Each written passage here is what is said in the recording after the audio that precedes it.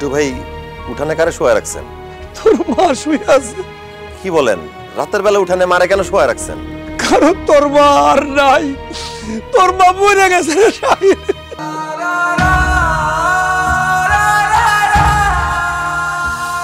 যাই আমি। ও শাহিন বাবা, তোর লগে দেখা হইব তো আমার?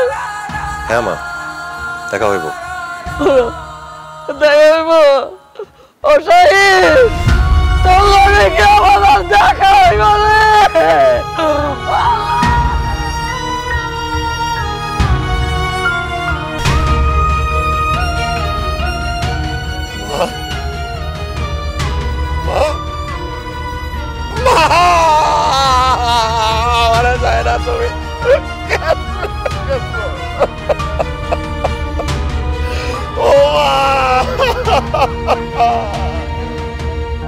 এখন আপনি কাঁদতেছেন কেন?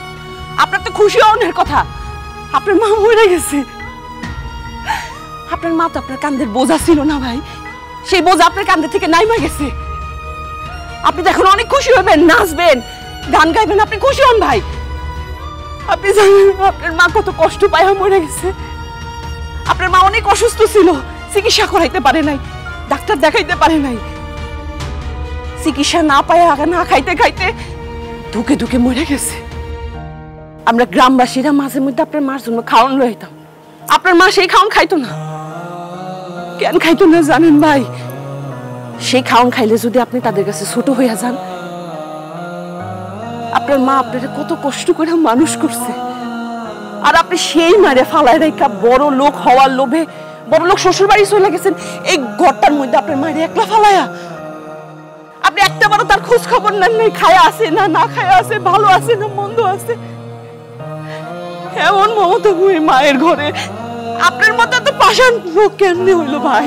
চাচি আমার দোকানে গিয়ে এটা সেটা বাকি চাইতো, আমি তার সময় সময় ধোক দিয়ে সরা দিতাম, কিন্তু চাচি মাথা নিচু করে চলে যাইতো। আমি কোনোদিনও বুঝবার পারি নাই চাচি এইভাবে চলে যাবে। আগে জানলে আমি চাচির দুইটা পা ধরে মাপসা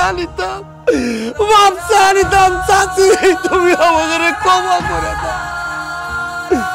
তুই তুই কোলাঙ্গার, তোর মতো দলদল তো চাওয়াল থাকতে চাচি না খেয়ে মরে গেল, আর তুই এসেছিস মরে গেলে দেখবার। বের হয়ে যাই বাড়ির থেকে, বের হয়ে যা। তোর মতো কুলাঙ্গার চলতলের এই বাড়িতে জায়গা নাই, চলে যায় এর দিকে। তোকে খবর দিতে তোরে লাগবো না, চাচিরে আমরাই গ্রামবাসী থাইকে খবর দিয়ে দেবো, চলে যা। মিন্টু ভাই, আমি আসতে চাইছিলাম, আমার বড় লোক শ্বশুরা আমার বউ আমার আসতে দেয় নাই, তারা আমার মায়ের লগে যোগাযোগ করতে দেয় নাই, তার লগে আমার কথা কইতে দেয় নাই। আমি বড় লোক হওয়ার লোভে আমার মায়ের লগে কথা কই নাই, যোগাযোগ করি নাই। আমার মা আমারে কইছিল বড় লোক বাড়ির মেয়ে বিয়ে কইরা বড় লোক বাড়ির চাকর হয়ে যাব। মা গো, তোমার কথাই সত্যি হইছে। আমি এতদিন বড় লোক শ্বশুর বাড়িতে চাকর বাকরের মতো ছিলাম। ওগো বাড়িতে একটা কুত্তা বিড়ালের দাম ছিল মা, আমার কোনো দাম ছিল না। মা, আমি বুঝা গেছি মা, তুমি আমার একমাত্র ভালোবাসো, এই দুনিয়া আর কেউ নাই আমার। আমি তোমার সাথে আর কখনো থাকবো না মা, আমি তোমার লগে থাকবো। তুমি ফিরে আসো মা, তুমি ফিরে আসো। এখন আর হাজারবার ডাইকাও কোনো লাভ নাই, আপনার মা আর কোনোদিন ফেরত আসবে না। বড় লোক হওয়ার লোভে আপনি যে কি হারাইছেন এটা আপনি হারে হারে টের পাইবেন। তুই তোর মার লগে যে পরিবার অন্যায় অবিচার করে গেছস, আল্লাহ তোরে ক্ষমা করবো কিনা জানি না, কিন্তু তোর মায় আল্লাহর দরবারে দুই হাত তুলে মোনাজাত করে গেছে, আল্লাহ যেন তোরে ভালো রাখে, সুস্থ রাখে, ক্ষমা করে দেয়। এত অবহেলা করার পরেও মা, তুই আমার লাগে দোয়া করে গেছো। মা গো, তুমি আমারে মাফ করে দাও মা।